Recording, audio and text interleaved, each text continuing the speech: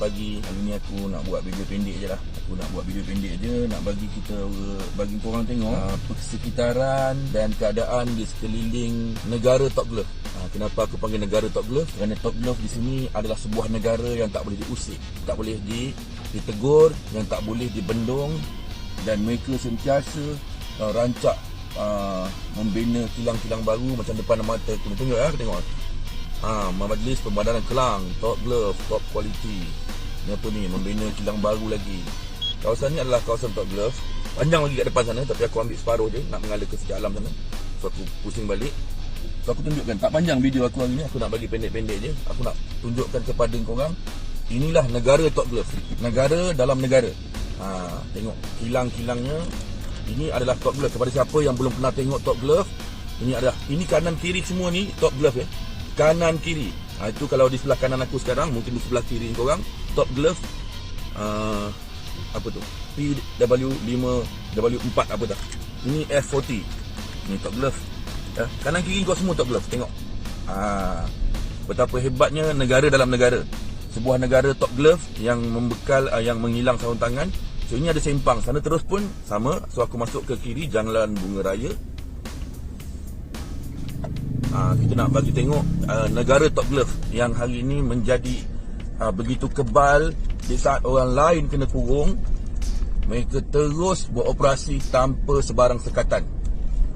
Sebab kilang ni aku ingat dia mungkin ada memberi pendapatan besar pada negara, aku rasa lah. Dan ini adalah antara tempat yang pernah dijadikan kluster terbesar dalam negara. Bukan dalam negeri Selangor ya, dalam negara. Okay. Ini kanan kiri ni, korang tengok semua ni Top Glove lah bos. Nak masuk sini ke? Masuk ke kiri. Masuk ke kanan, masuk ke kiri. Ke kiri pun ada, ke kiri pun ada, terus pun ada, ke kanan pun ada. Aku masuk kanan. Masuk kanan.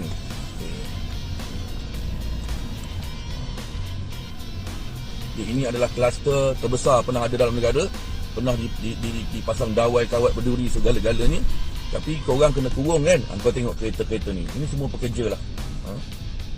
Aku bukan dengki orang kerja, tapi aku kata macam yang Azmin Ali kata, kilang bukan penyumbang terbesar kluster. Habis siapa yang sumbang? Kau kurung orang lah, habis semua kena kurung. Tapi kes tak turun-turun. Kau nak suruh apa lagi? Ini tolong share bos, tolong share. Aku tunjukkan korang negara Top Glove. Negara Top Glove yang aku sendiri kalau pusing-pusing pun sesat ni. Semua lorong ni, kanan kiri depan belakang ni, semua dia. Ini adalah sebuah negara dalam negara. Dia macam lebih hebat dari Kuala Lumpur lah. Kalau Kuala Lumpur tu sebuah negeri dalam negeri. Maksudnya Kuala Lumpur tu adanya dalam negeri Selangor. Kuala Lumpur tu dia dalam negeri Selangor. Dia sepadan semua Selangor. Kalau kau pergi Pahang, sepadannya ada Kelantan, ada Perak, ada macam-macam lah. Tapi kau pergi ke Kuala Lumpur, sepadannya semua Selangor. Tapi lagi ngeri, Top Glove ni negara dalam negara. Siapa boleh usik dia? Siapa boleh usik Top Glove ni? Kadang-kadang kita pun jadi sedih dengan keadaan. Jadi marah tu dah biasa, jadi sedih. Bila dah habis marah, timbul sedih. Bila agak-agaknya masalah ni nak selesai? Aku hari-hari dapat panggilan telefon, orang tak makan, orang tak ada duit. Aku pun tak tahu nak bantu macam mana dah. Kawan-kawan kita pun dah semua dah, yang mana-mana NGO yang bagi bantuan makanan, bukan kerajaan bagi duit pun kat dia. Kita cari dah dana derma sampai orang tuduh kita makan duit. Padahal duit kita pun keluar banyak nak bantu orang. Sebab tu kita minta tolong orang lain supaya kita boleh sampaikan. Tapi orang tuduh kita makan duit. Padahal tak ada orang bagi duit kat kita pun sebenarnya. Jadi semua kawan-kawan kita NGO dah merungut. Dah terlalu letih. Bukan letih kerana bekerja menghantar makanan, tapi letih kerana tak tahu nak fikir macam mana lagi. Ni warga asing, nampak tak? Tak tahu lagi macam mana nak cari duit, nak bantu lagi kawan-kawan kita, saudara-saudara kita yang terkesan akibat PKP ni. Aku bawa sekejap lah jalan-jalan kepada ke negara Top Glove negara Top Glove. Lepas ni aku nak buat kerja sikit, nak jual ikan kan. So aku bawa korang pusing dulu. Kau tengoklah berapa banyak kereta yang ada. Kau tahu tak berapa puluh ribu pekerja dalam ni? Kau agak-agak. Jadi ada pendedahan dibuat oleh sahabat kita Kak Serino kan. Ni kau tengok ya. Aku tunjuk kau. Ini macam mana nak cerita ni ya.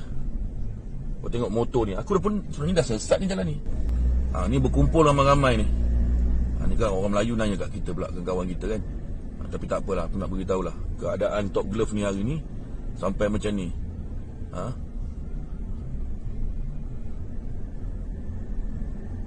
Aku sebenarnya tak mau tunjuk muka orang Melayu kita, kesian. Tapi macam nak cakap lah,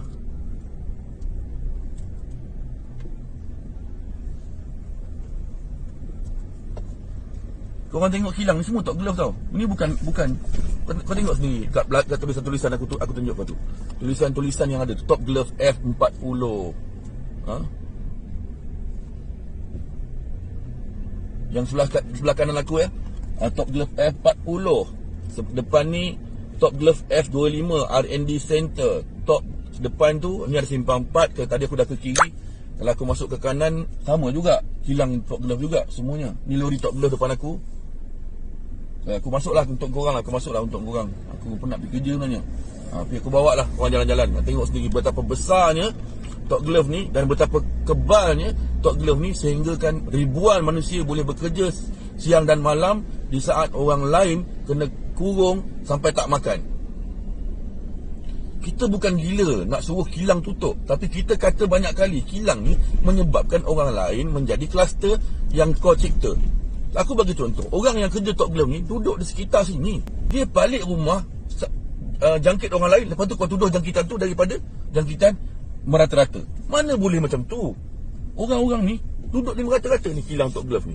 Okey, ini aku F25AW4. So aku pusing, mana nak pusing lagi? Aku pun dah sesat agaknya. Punya besar. Oh ni aku dah masuk tadi belah sini. Belah kiri. Tadi belah kiri kan? Orang bayangkanlah betapa banyaknya manusia di sini bekerja, betapa banyaknya warga asing bekerja di sini walaupun berpermit, tapi dia orang juga akan menjadi mangsa. Ni aku pusing ke belah sini pula. Tadi aku tunjuk kau F24 lah, F23 lah apa kan. Itu F22 depan sana, belah kiri korang. Belah kiri aku.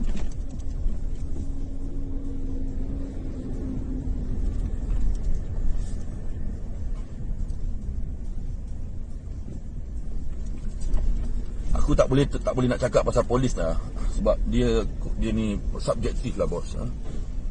Ni belah kiri ni F21 R&D. Tadi R&D kan? Lain kan? Ni R&D lain.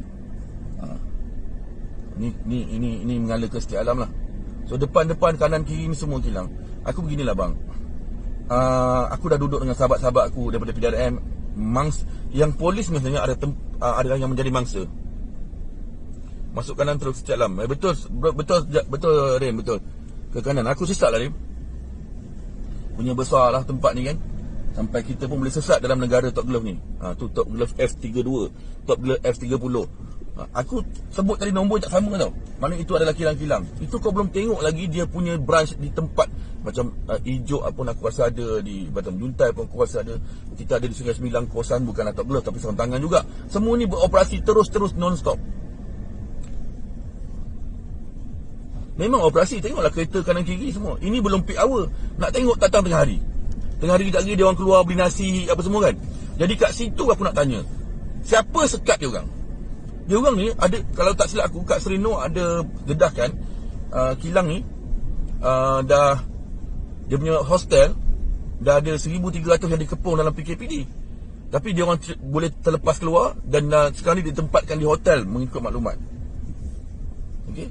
Jadi bayangkan macam mana mereka ni boleh berkeliaran di merata tempat dan akhirnya menjangkiti orang lain. Dan kemudian Azmin Ali kata ini bukan kluster kilang. Bayangkanlah macam mana kita nak cakap lagi lah. Betapa hebatnya negara top glove ni. Kilang-kilang sarung tangan ni apa semua ni yang konon-kononnya essential. Bos, engkau boleh tutup, engkau boleh kurung rakyat, kau boleh nafikan hak dia sebagai manusia. Kau nafikan hak rakyat sebagai manusia bos. Kau nafikan hak rakyat sebagai manusia. Kemudian kau kata kilang-kilang ni essential sebagai bahan keperluan. Negara China kita boleh order lah. Kita boleh order sarung tangan dari China daripada mana selama ni kau order dari mana. Tapi kenapa hari ni kilang ini kau jadikan sebagai tempat yang tak boleh diusik? Latar lega kosak. Oh, adik-beradik Rim. Aku pun tak tahu Rim. Tapi macam Ijuk dan semua ni memanglah dia ada dia punya connection lah, sepupu sepapat dia lah kan. Jadi kalau kau kata essential service perlu, ya perlu. Tapi kita nak tengok di mana punca penularan paling banyak. Kilang-kilang ni memang kluster banyak. Tapi kau tak boleh tutup dia. Sebab apa? Sebab kau kononnya essential. Tapi kau membayangkan kerajaan boleh menafikan hak kita sebagai manusia, mengurung kita dan menafikan kita ni berhak cari makan. Tutup bos. Tak boleh keluar habis kerja, tak boleh pergi sana buat Roblox habis-habisan. Lepas tu yang kena maki polis. Polis yang kena maki. Padahal polis buat kerja arahan kerajaan. Aku tak salahkan polis. Jadi kalau ada yang kena saman ke apa ke, nanti tu kau bincang dengan dia orang lah ya. Sebab ini bukan aku nak cakap, bukan aku nak backup polis, tapi aku kesian dengan kawan aku yang dekat jalan. Tak habis-habis, tak balik-balik dah bertahun dah. Jadi kita nak cerita ni macam mana sebuah negara kilang Top Glove ni boleh terbina dalam negara kita tanpa sebarang tindakan. Walaupun dia buka kilang sebesar-besar kilang, selagi ada tanah dibeli buat kilang. Kau tengok sendiri. Aku pusing lagi sekali nak bagi tunjuk pada orang yang baru masuk. Inilah negara Top Glove yang tak boleh diusik oleh kerajaan kerana dia sebuah negara. Tapi engkau orang rakyat Malaysia yang ada IC, dikurung kerajaan, dinafikan hak sebagai manusia. Inilah aku panggil hamba zaman moden. Zaman moden lah, hamba zaman milenium ni lah. Kita ni hamba abdi oleh kerajaan. Kita boleh dikurung, boleh dikepung. Tadi aku masuk kanan kan, aku masuk kiri pula.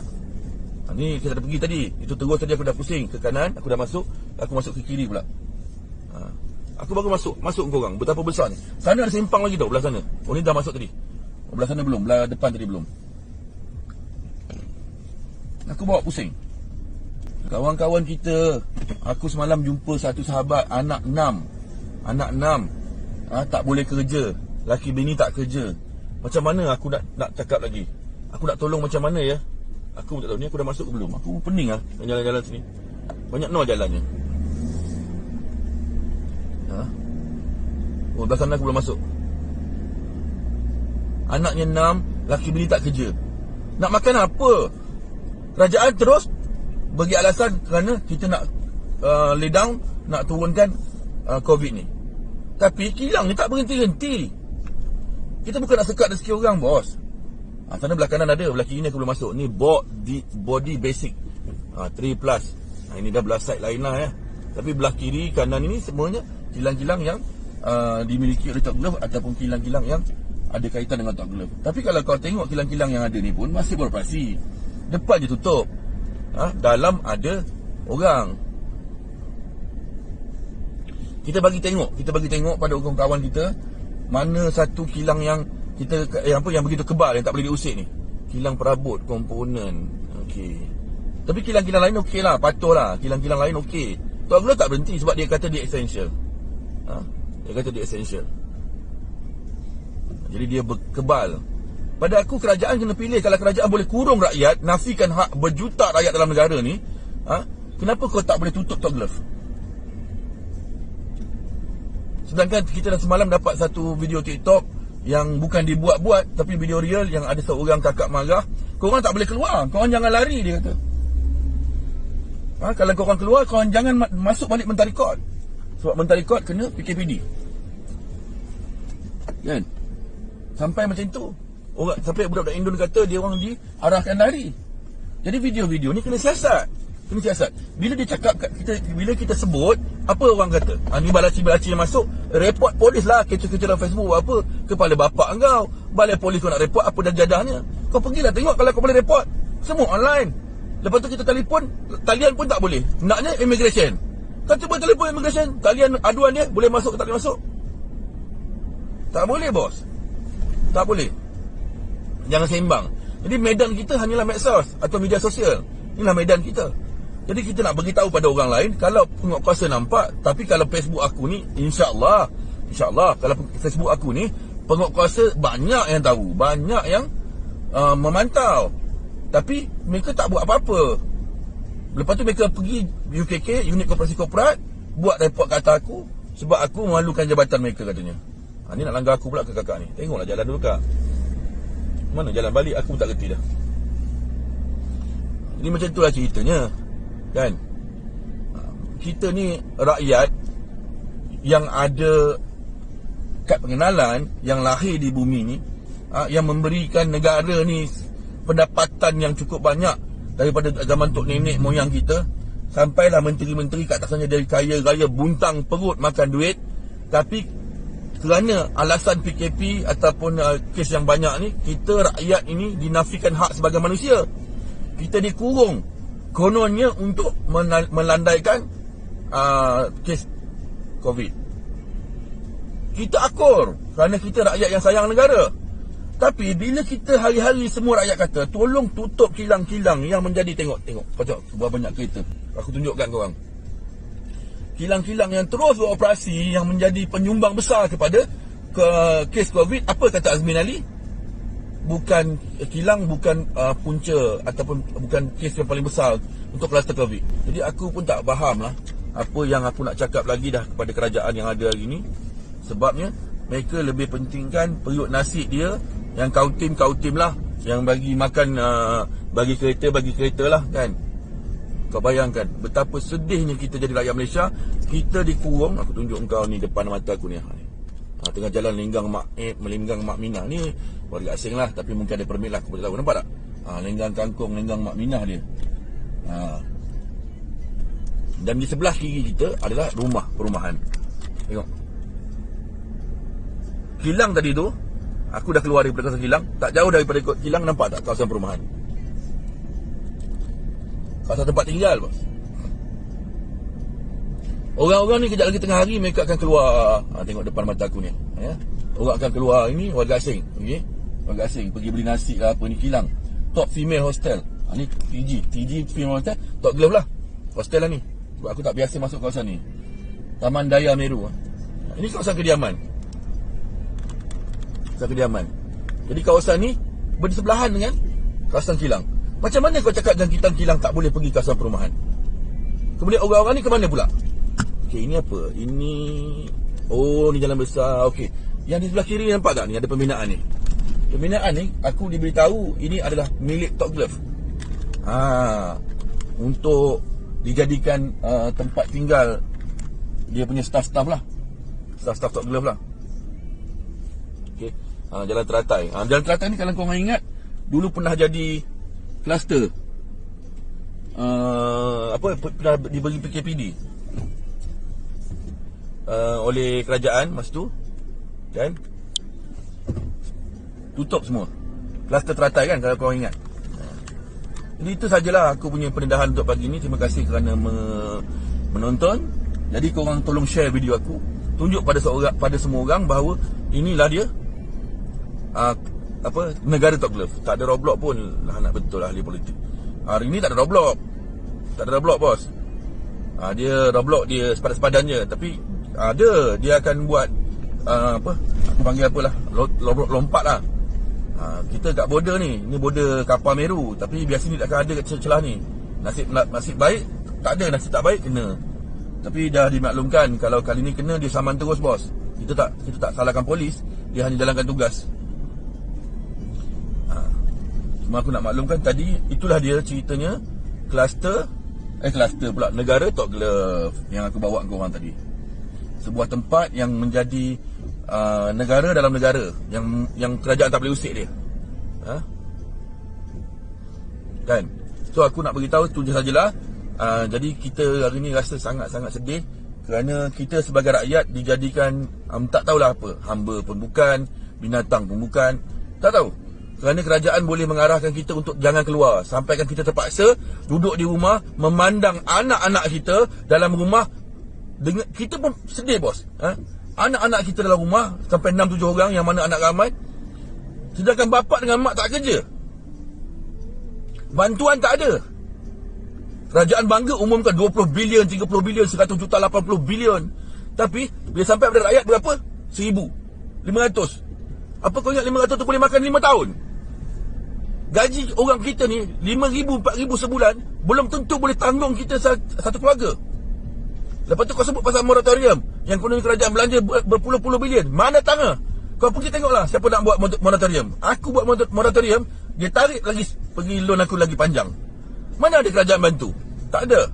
Sekarang aku cakap, korang kata aku politik. Aku bukan politik. Aku bawakan tadi, kalau korang tengok daripada mula, aku bawa kau jalan-jalan di sebuah negara yang digelar negara Top Glove, yang orangnya terus bekerja tanpa henti dan memberi keuntungan ratusan bilion kepada toke-toke besar Top Glove. Rakyat kita tak makan, kerajaan kurung, Top Glove terus beroperasi. Ada pendedahan mengatakan Tok Glove larikan orang daripada kawasan hostel dia dan sebagainya. Apa kerajaan buat? Immigration nanti dulu bang. Immigration aku tengah bagi dia peluang berehat sekejap. Dia demam tu. Ni cerita lain ni, Tok Glove. Nanti aku buatlah satu live khas, kita sembang-sembang. Apa perasaan kita bila tengok anak kita 6-7 orang dalam rumah, terkelip mata tak tahu nak buat apa. Naknya rumah flat yang 600-500 square feet. Duduklah 6-7 orang dalam rumah, tak boleh keluar. Makanan tak ada. Kibar bendera putih, kerajaan kata salah. Siapa kibar bendera putih boleh kena saman. Apa benda ni semua? Jadi itu cerita aku untuk pagi ini. Aku doakan semua kawan-kawan kita sabarlah. Sebab kita ada sebuah kerajaan yang bangang, kan? Yang tak faham bahasa, bodoh, lebih mengutamakan orang asing. Tak adalah, dia orang ni kadang-kadang kan, brother, lebih lah, dia orang sembang je, tak buat pun. Tak boleh sabar dah, beras tak ada dah bos. Faham, saya faham, beras tak ada, makanan tak ada, anak di rumah tak makan. Kadang-kadang kan, kita paling sedih bila tiba-tiba anak nak minta KFC. Padahal mak bapak ni pening dah ni, mana nak cari beras walaupun sebiji, anak pula nak minta KFC. Kita dengan anak-anak ni, kita pun kalah sebenarnya. Tapi apa yang boleh kita buat? Apa boleh kita buat? Kan? Tapi kita berdoalah, kita dedahkanlah setiap kesalahan yang kerajaan lindungi, yang dilindungi oleh pihak berkuasa ni, kita nak lawan cukup-cukup. Kita hari ni dah tak boleh duduk saja dah. Kalau kita terus duduk dia benar macam ni, apalah dia pada kita? Kan? Itu saja daripada aku. Aku nak sambung kerja. Tolong share posting ni sebab aku tak nak panjang-panjang, nanti orang nak tengok balik video ni susah. Okay? Itu saja, bye-bye. Assalamualaikum.